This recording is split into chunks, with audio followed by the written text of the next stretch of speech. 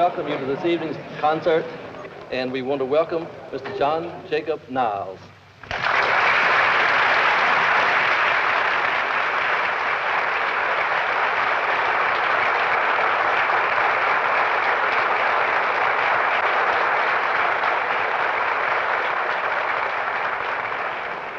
John Jacob Niles is perhaps the man most responsible for the folk music revival throughout the Western world. As a child in 1900, he sang folk songs with his family. By 1925, in the midst of the sounds of jazz, Niles' high, lone voice sang out the first public performances of the folk ballads. The idea of a concert of songs like Little Matty Groves was revolutionary. At the time, folk music was looked down on as low culture and not worth saving. But with the people of the Appalachian Mountains, Niles uncovered a rich source of Anglo-Saxon balladry, where it was still alive. He expanded, arranged, recorded, published, and performed the ballads, more than 1,000 in all.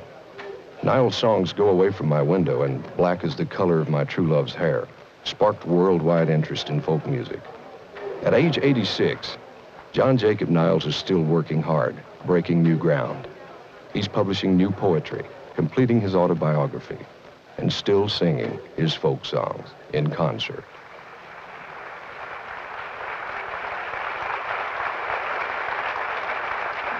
Black, black, black is the color of my true love's hair.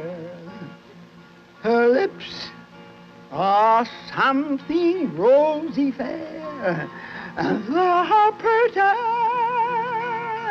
face, and the daintiest hands. I love the grass whereon she stands.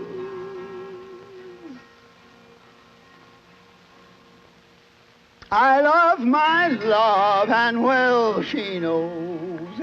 I love the grass whereon she goes. If she on earth no more I see, my life will quickly leave me.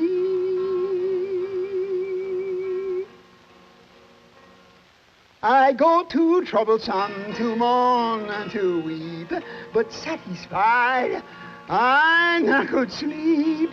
I'll write her a note in a few little lines, and suffer death 10,000 times.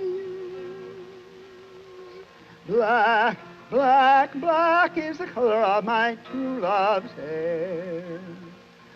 Her lips are something rosy fair, her prettiest face, and the daintiest hands. I love the grass whereon she stands.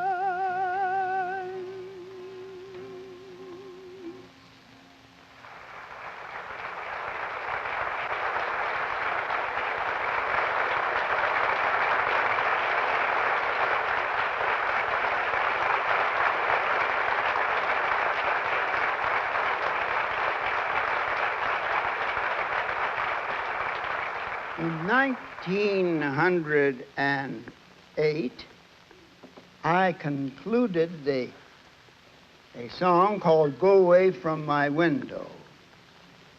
It had been some years in the making. I had written it for a girl who had, for reasons undisclosed, disappeared. However, I got the original idea from the singing of a black man. He used to say, "Go away from my window. Go away." That's all he had, all the text. I, as being a young thing and seeing no harm, I jumped right into it. And I wrote it down, took it in to the piano that afternoon, and the song began to develop in my mind. I wrote the text.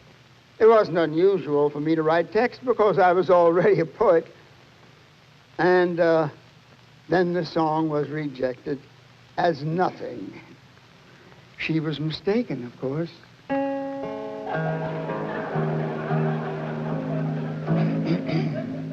Go away from my window. Go away from my door. Go away, way, way from my bedside. And bother me no more. And bother me no more. I'll give you back your letters. I'll give you back your ring, but I'll never forget my own true love. As long as songbirds sing, as long as songbirds sing. I'll go tell all my brothers, tell all my sisters too, that the reason why my heart is broke is on account of you, is on account of you. Go on your way, be happy, go on your way and rest. Remember, dear, that you're the one that I really did love best. I really did love best. Go away from my window, go away from my door, go away, way, way from my bedside, and bother me no more, and bother me no more.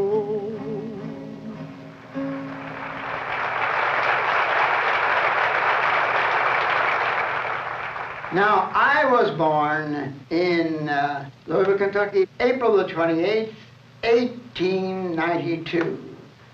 I began to develop a voice and was singing in public at the age of about 7.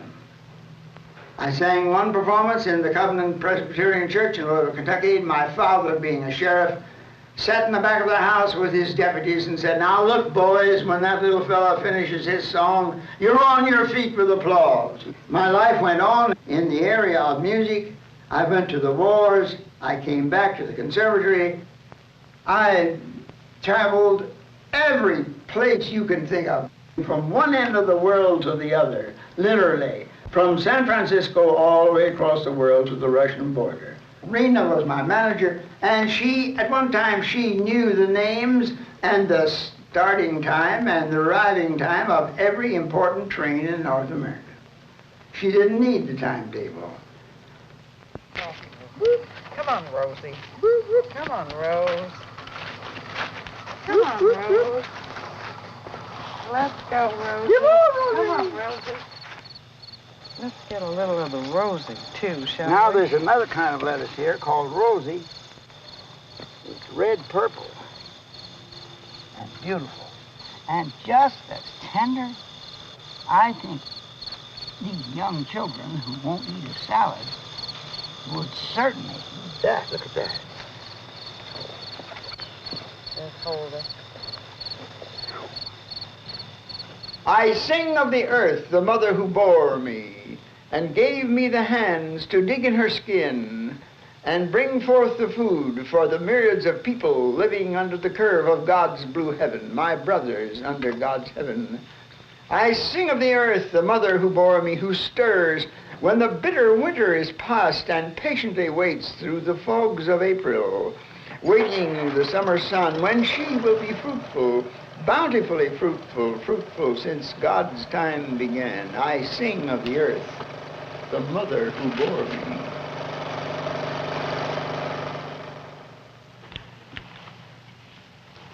I've submitted this to the publishers as 100 poems from the pen of John Jacob Niles. Well, Wait a minute now. Hold on a second.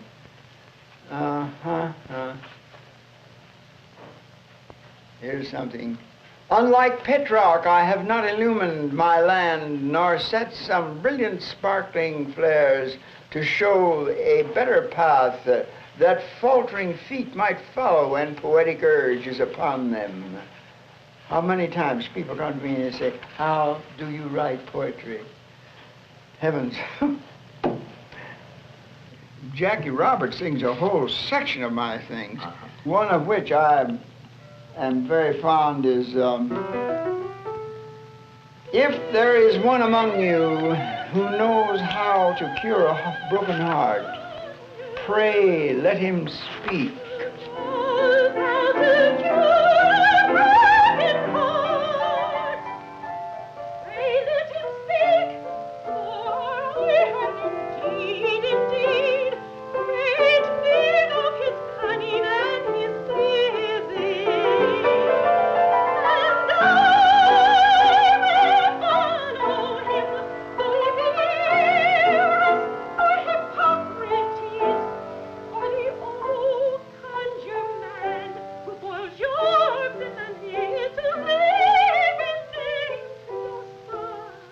You know, he's written over 100 art songs. I mean, there are many songs I could choose to sing in the concert.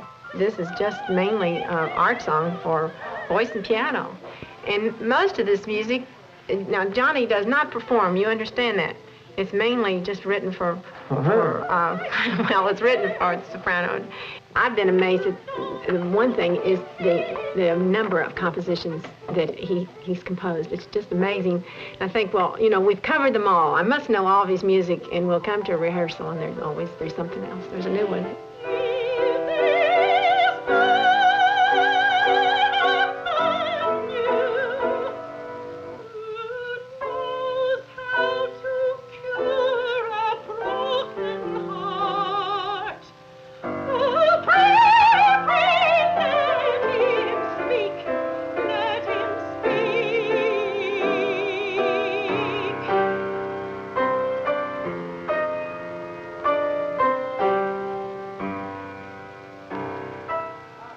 There's a special category of children's songs. Oh, yes. Nursery songs.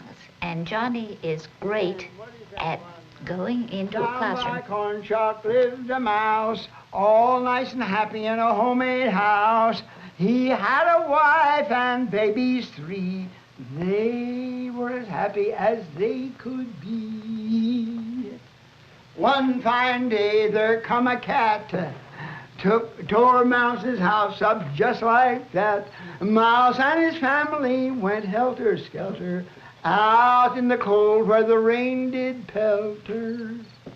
Mouse, he waited, dug and he dug and he dug until his family was finally snug. Rat come back with a shovel and a hoe, wondering where Mr. Mouse did go.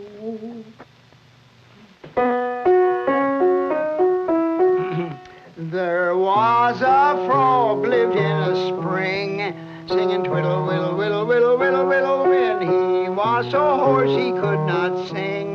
Twiddle, whittle, whittle, whittle, whittle, whittle, whittle, when he took him a swig of corn whiskey. Twiddle, whittle, whittle, whittle, whittle, whittle, whittle, wee, and then his singing was fine and free, and he merrily sang twiddle, whittle, whittle.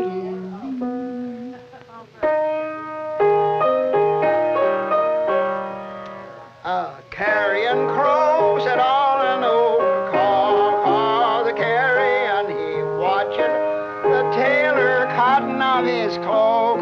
Caw, caw, caw, caw, caw, the carrion crow.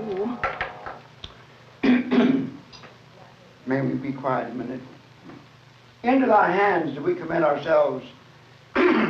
O God, our Heavenly Father, have mercy upon us, have mercy upon us, have mercy upon us. We thank you, O God, for the food on this table, for the many hands engaged in the preparation of the food, from the fields, from soil, the earth to the kitchen, and ultimately by way of the cooks to this table. bless our cooks, and give them a better idea of their extraordinary responsibilities. Bless the master and the mistress of this house, and the illustrious son who is within our gates, John Edward. And finally, give us the power, the strength, the energy, the willingness, the imagination, the cunning, and the guts to go forward with whatever task is immediately before us. In thy hands we commit ourselves, O God, the Heavenly Father. Have mercy, have mercy, have mercy upon us. My contact with the people in the Appalachian Mountains began when I was a very young fellow working for the Burris Adding Music Company. I went there as a repairman and as a person to make the subtractor subtract. I'd already invented a little part that I put in it. I went in 1909, 10, 11. I came in contact with all the villages and cities and villages in the eastern end of Kentucky, and by going there, I had to stay in the mountain hotels, and I moved around in the area of the hotel, and here were the people I was looking for, because they were singing all of the songs my father had sung before me.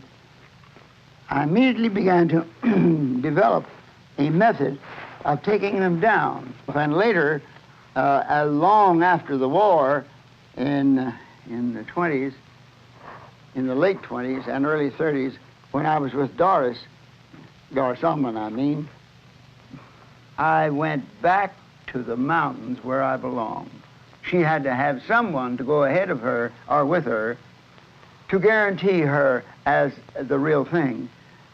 She was not, I had to tell them over and over that she was not an agent for us, for a revenue spy or a revenuer or Treasury Department man or anybody, that she was a very sweet, adorable, willing, liberal girl who knew how to handle a camera, and we'd prove it to her by, I'd show her some of the pictures, show them some of the pictures she'd already made, and she went about immediately to teaching me the things she knew. I later was asked to write an introduction to this book, and I started off by saying Doris Ulmann loved people, particularly when they were engaged in some form of productive labor. She produced an unparalleled record of a kind of American almost gone by 1970. And these pictures in here show her in her most affectionate moments, I think. These brave, stalwart, steady, powerful men and women. When Doris and I arrived, for example, at a cabin where we knew there was a singer, there was no use fiddling around, wasting your time on people who say, oh, my granny sang it so many years ago and I've forgotten it. She hadn't forgotten it. She was lying in her teeth, but she was bashful and didn't want to sing. Some of them you couldn't keep from singing.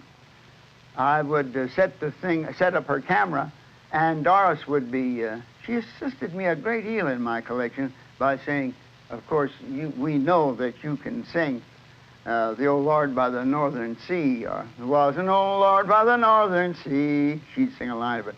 Yes, ma'am, you know it too? Oh, I learned it from Johnny here.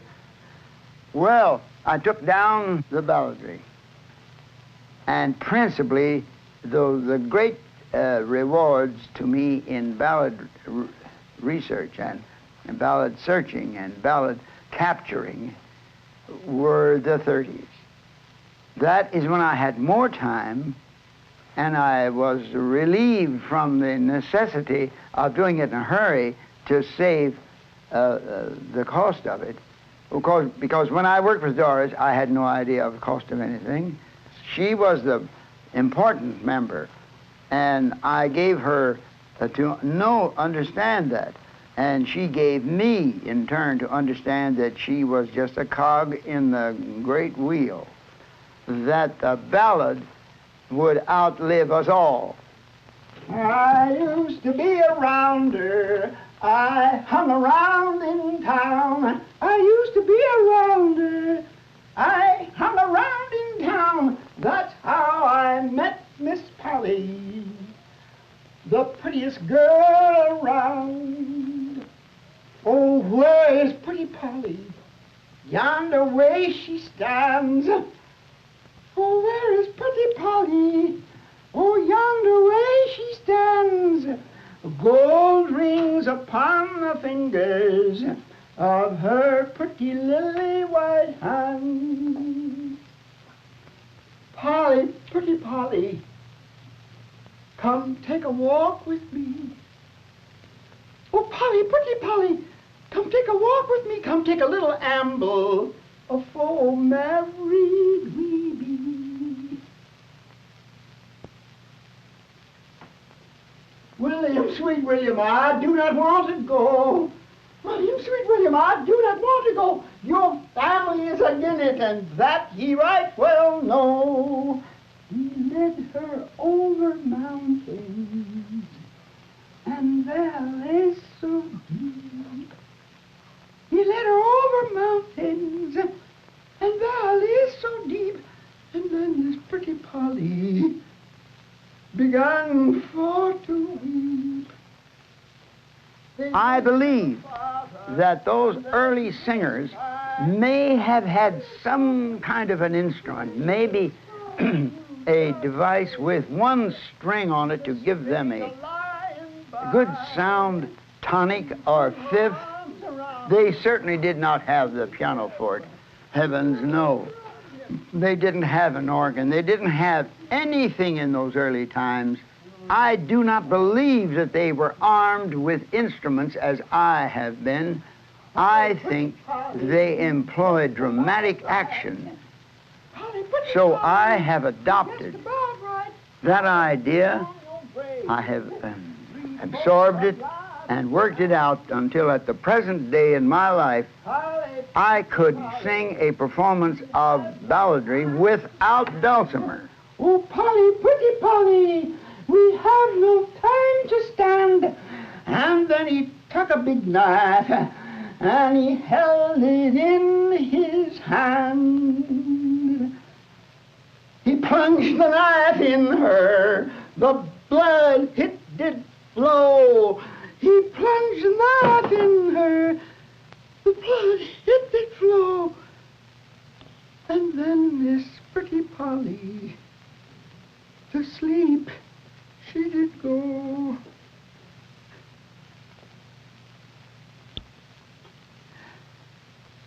He dropped the pinch of dirt on her as he turned to go away home. He dropped another pinch of dirt on her as he turned to go away home. And then he left pretty Polly alone with no marker and no stone. The birds upon the bushes, their heads on the side. The birds on the bushes, their heads on the side, did make a little sad moan, and this cruel tale confide.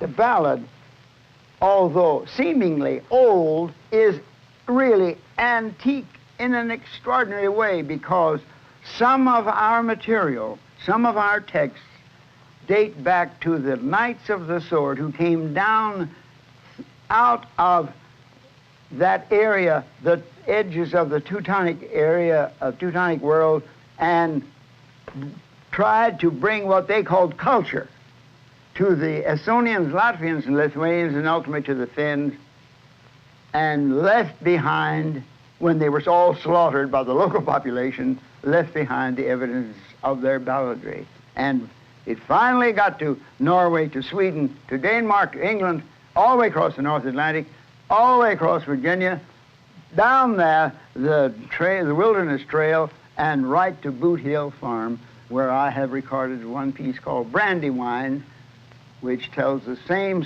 story, the immortal story of the heartbreak of William and Ellen. A ballad is a song that tells a story, or to take it from the other point of view, a story told in song. A ballad is a concentrated, succinct statement, and it is so because the years it has lived have drained all forms of extraneous thought and words out of it.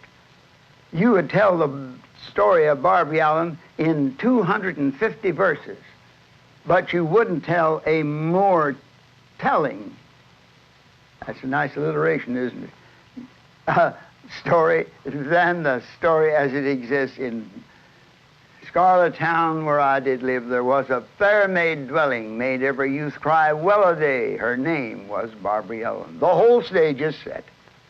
The ballad sets the stage, usually the geographical location, the characters involved, what they did, how their actions affected everybody else, and the ultimate tragic conclusion.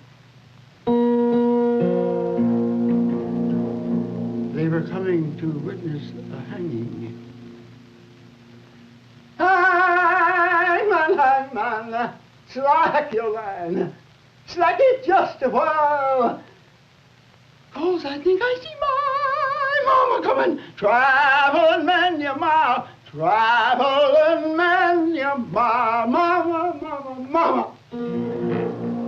As you brought gold for to pay this hangman's fee, or did you come to see me swinging high from this hangman's tree, high from this hangman's tree?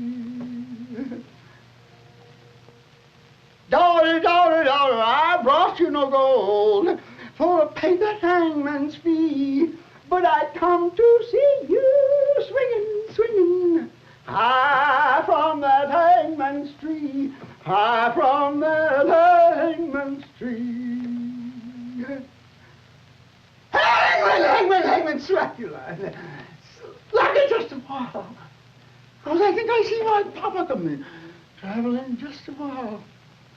Many a mile he travels, many, many a mile. Papa, papa, papa, did you bring gold for to pay this hangman's fee?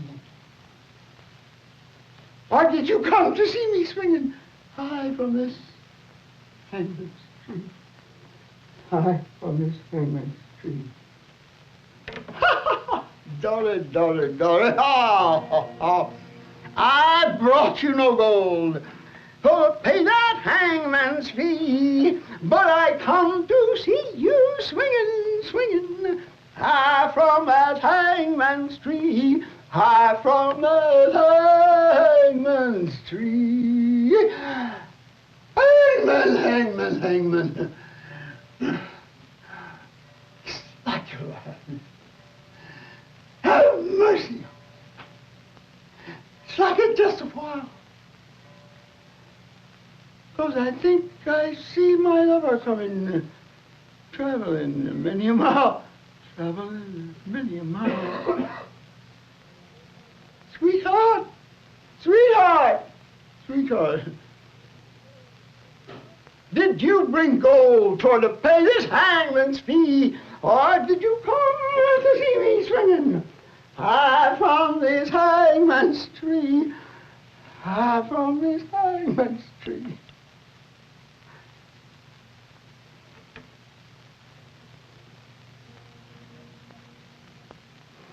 Darling, darling, darling,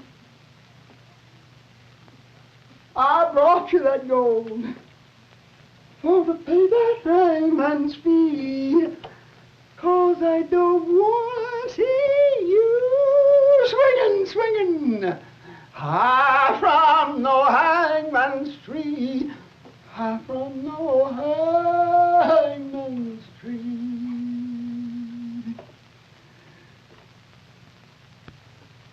Thanks, everybody.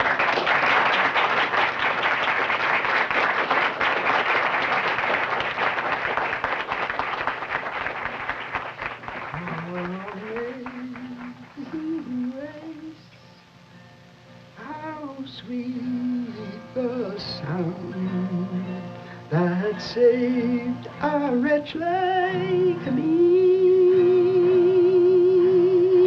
I once was lost, but now am found. Was blind, but now I see.